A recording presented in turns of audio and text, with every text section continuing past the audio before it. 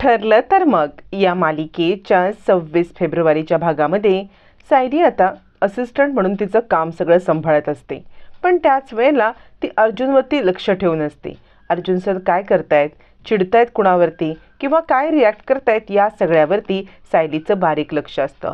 अर्जुन फोनवरती कुणाला तरी बडबडत असतो आणि तेवढ्यातच पिऊन बाहेर येऊन काही एम्प्लॉईंना बोलवून नेतो आणि त्यांनासुद्धा अर्जुन खूप मोठ्याने ओरडायला लागतो.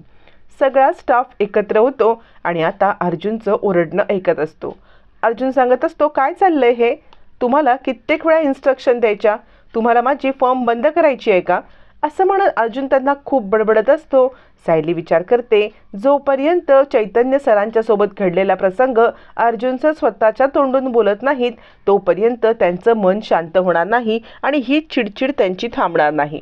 काहीही झालं तरी मला त्यांच्या मनातल्या गोष्टी बाहेर काढल्या पाहिजेत आणि त्यांची चिडचिड थांबवली पाहिजे. तोपर्यंत इकडे कल्पना सांगत असते, हो मी सायलीला परवानगी दिली आणि ती दुसरी कुठे नाही तर अर्जुनच्या ऑफिसमध्ये असिस्टंट म्हणून जॉब करायला आहे.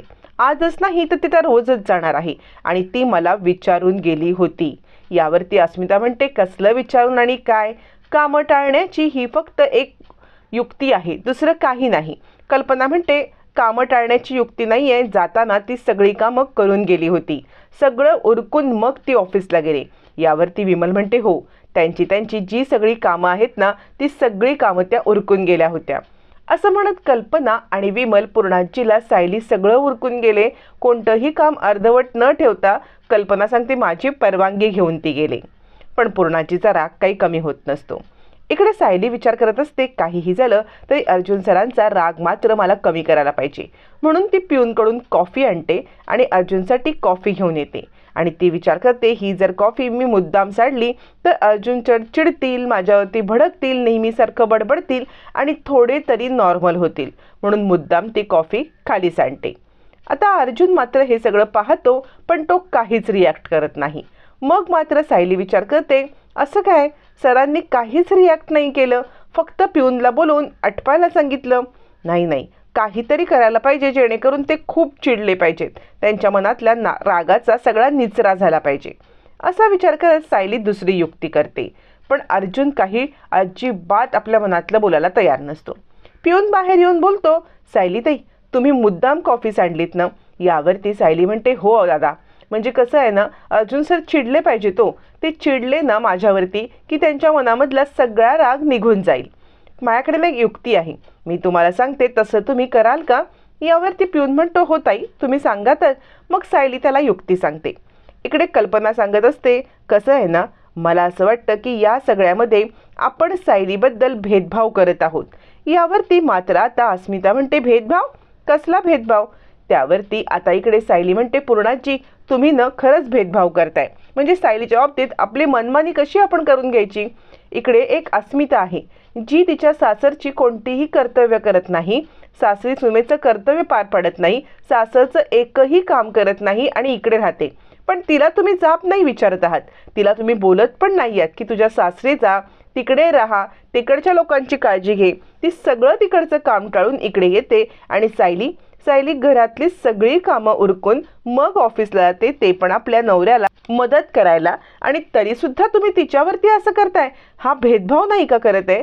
यावरती अस्मिता म्हणते, मम्मा ती कसली कामं करायला जाते, ती फक्त आणि फक्त कामं टाळायला जाते.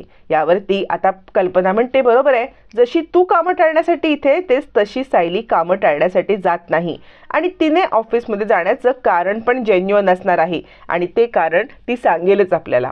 प्रताप म्हणतो, म्हणजे तुला तिने सांगितलं नाही कोणतं कारण आहे ते. कल्पना तू न हल्ली मनमानी चालवली आहेस. असं म्हटल्यावर ती पूर्णाजी म्हणते, हो ती सुनेच्या प्रेमामध्ये पूर्णपणे आंधळी झालेली आहे. असं म्हणत आता इकडे कल्पना मात्र यावेळेला कुणाचं काही ऐकायला तयार नसते. ती सायलीच्या बाजूने ठाम उभं राहत पूर्णाजी आणि प्रताप या दोघांना पण चांगलंच उत्तर देत असते. पहिल्यांदा कल्पनाचा हा अवतार बघून प्रताप तर मनमानीच करतेस असंच तिला टॅग देतो. त्याच वेळेला अस्मिता म्हणते, मम्मा अगं चाललंय तरी काय तुझं, म्हणजे पूर्णाजीला आत्तापर्यंत कधीही तू उलट उत्तर दिलं नाहीस, आत्ता बघ पूर्णाजी तुझ्या सुनेमधला बदल बघ, तिच्या सुनेसाठी तुला उलट उत्तर देत आहे ती. यावरती कल्पना चिडते आणि खबरदार, मी उलट उत्तर काही देत नाहीये. पूर्णाजीने मला एक प्रश्न विचारला, त्या प्रश्नाचं मी उत्तर देते आहे. बाकी उलट उत्तर देण्याचा काही फरकच पडत नाहीये, मी उलट उत्तर देतच नाहीये. पूर्णाजी म्हणते, खरंच कल्पना, तू फक्त मला उत्तर दिलंस की तुझ्या सुनेची बाजू सांभाळून घेतलीस? यावरती कल्पना म्हणते, मला खात्री आहे, मला सायलीवरती विश्वास आहे. सायली कोणतंही चुकीचं काम करणार नाही. ती अर्जुनला मदतीला जात आहे. मला नाही वाटत की याच्यामध्ये काही चूक आहे. अश्विन म्हणतो, हो मम्माचं बरोबर आहे.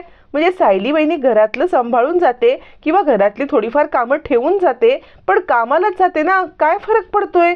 आजकाल ही गोष्ट नॉर्मल आहे, चिल करा, असं म्हणत अश्विन मात्र कल्पनाच्या बाजूने ठाम उभा असतो. पण अस्मिता आणि पूर्णाची त्या दोघीजणी मात्र आता सायलीवरती रागच काढत असतात. इकडे आता सायली सांगत असते, दादा या इकडे, या सगळ्या फाईल आपण अस्ताव्यस्त टाकूया. टाकण्याच्या आधी फाईलला नमस्कार करा बरं, म्हणजे उगाच आपण त्या विद्येला खाली टाकतोय ना, असं म्हणत आता इकडे पिऊनच्या मदतीने असलेल्या नसलेल्या बऱ्याचशा फाईल सायली खाली पसरून टाकते. इकडे मात्र कल्पना सांगत असते, मला नाही वाटत की सायली आपला गैरफायदा घेईल. कोणत्याही बाबतीत सायली गैरफायदा घेणार नाही आणि सायली माझा कधीच विश्वासघात करणार नाही. यावरती आता मात्र इकडे पूर्णाची म्हणते, तू आंधळा विश्वास ठेव, तू तिच्यावरती आंधळा विश्वास ठेव. ज्या वेळेला तुला धोका देईल ना, त्यावेळेला तुला समजेल कल्पना की ती मुलगी काय चीज आहे. पण कल्पना आपल्या मतावरती ठाम असते आणि कल्पना सांगते, ज्या दिवशी सायलीने माझा विश्वासघात केलाय असं मला समजेल, त्या दिवशी मी स्वतःच्या हाताने तिला हात धरून घराबाहेर काढीन. कल्पनाच्या या वाक्यांनी सगळेच हादरतात. सायलीवरती इतकं प्रेम करणारी कल्पना सायलीला घराबाहेर काढणार, सगळ्यांनाच मोठा धक्का बसतो.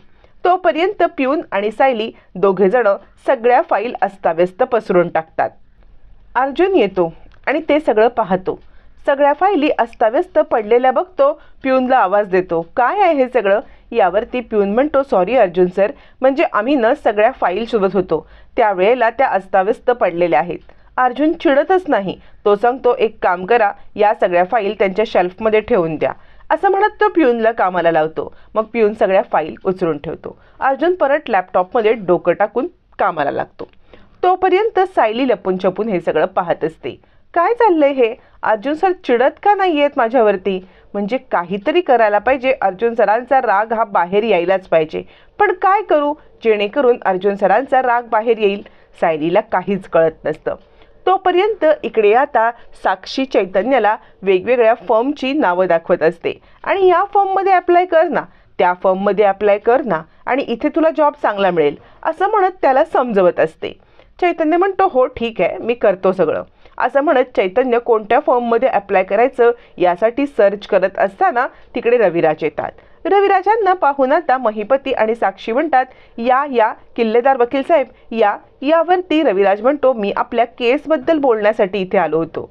आपल्या केसबद्दल बोलण्यासाठी आलो, पण पाहतो तर काय, तुम्ही शत्रूशी हात मिळवणी केलीत. तुम्हाला माहिती आहे ना, अर्जुन सुभेदारचा असिस्टंट वकील आहे हा. मी इकडे केस जिंकवण्याचा प्रयत्न करतोय आणि तुम्ही काय करताय? यावरती आता महिपती सांगतो, नाही, तुमचा गैरसमज होतोय. हा असिस्टंट होता, पण आत्ता त्यांनी जॉब सोडलाय. रविराज म्हणतात, जॉब सोडलाय म्हणजे काय? यावरती मात्र आता महिपती सांगतो की नाही हो, त्या अर्जुन सुभेदारला हिऱ्याची परख कुठची? त्याला चैतन्य हिऱ्याची परखच नाही ना. यावरती चैतन्य घडलेला सगळा प्रकार आता रविराजांना सांगतो. कशा पद्धतीने त्याची साक्षीसोबत मैत्री आणि प्रेम जमलं, कशा पद्धतीने अर्जुनने हे सगळं पाहिलं आणि अर्जुन त्याच्यावरती चिडला, भांडणं झाली आणि कशा पद्धतीने आपण नोकरी सोडली. हे सगळं आता रविराजांना त्याने सांगितल्यावरती रविराजांचं वाक्य ऐकून मात्र चैतन्य हादरतो. रविराजांनी एका शब्दात चैतन्याचे डोळे उघडलेले असतात. रविराज म्हणतात, खरं सांगू का चैतन्य, तुझंच चुकलं. म्हणजे जेव्हा आपण एखादी केस लढतो त्या विरोधी पक्षाच्या आशिलाची आपण मैत्री करणं, त्या मुलीशी मैत्री करणं ही तुझी पहिली चूक होती, असं म्हणत चैतन्याचे डोळे उघडत रविराजांनी त्याची चूक त्याला समजावून देत अर्जुन कसा बरोबर आहे हे चक्क सांगितलेलं असतं. तोपर्यंत अस्मिता म्हणते, मम्मा खरंच तुझ्या लाडक्या सुमेला तू बाहेर काढणार? यावरती कल्पना म्हणते, जर सायलीने माझा विश्वासघात केला तर, असं मी वाक्य बोललेली आहे. यावरती पूर्णाजी म्हणते, काही नाही ग, विनाशकाली विपरीत बुद्धी. ती मुलगी आत्तापर्यंत आपल्या घरामध्ये सगळ्यांच्यामध्ये फूट पाडण्यामध्ये यशस्वी झाली. म्हणजे बघ ना, तिने काय केलं, आधी माझ्यापासून माझ्या अर्जुनला तोडलं आणि आत्ता आत्ता ती काय करते आहे? आत्ता ती माझ्यापासून माझ्या सुनेला तोडते, माझ्या विरोधात माझ्या सुनेला उभं करते आहे. वा वा कल्पना, छान झालं. सासूची साथ सोडून तू सुनेची साथ द्यायला लागलीस ना, असं म्हणत पूर्णाजी रडायला लागते. पूर्णाजी रडण्याची ॲक्टिंग करते आणि आता इकडे कल्पनाला वाईट वाटतं. पूर्णाजी आता रडतच बसते. तोपर्यंत सायली आता अर्जुनला घेऊन घरी निघालेली असते. घरी येत असताना मध्ये भाजी मंडईमध्ये भाजी खरेदी करावी म्हणून सायली थांबते. त्याच वेळेला अर्जुन कार पार्क करून तिथे उभा असतो. तेवढ्यात एक मागून बाईकवाला येतो. अर्जुनची मोठी कार मध्येच पार्क बघून तो साईडला कार लावतो आणि म्हणतो, काय तुम्ही पैसेवाले ना? पैसेवाले तुम्ही काहीही करू शकता ना? तुमच्यामुळे माझ्या बाईकला लागलं, द्या 2,000 रुपये. पैसेवाल्यांचा माझच उतरवतो मी. असं वाक्य ऐकल्यावरती आत्तापर्यंत अर्जुनच्या मनामध्ये साठलेला राग सगळा बाहेर पडतो. फटाफट फटाफट न थांबता त्या माणसाच्या तो कानाखाली द्यायला लागतो. सगळा मॉब जमतो. अर्जुनला थांबवण्याचा प्रयत्न करतो. सायली येते, सर थांबा, सर थांबा. अर्जुन थांबायला तयार नसतो. आता या सिच्युएशनमधून सायली अर्जुनला कशी बाहेर काढणार हे मात्र येणाऱ्या भागातच कळणार आहे.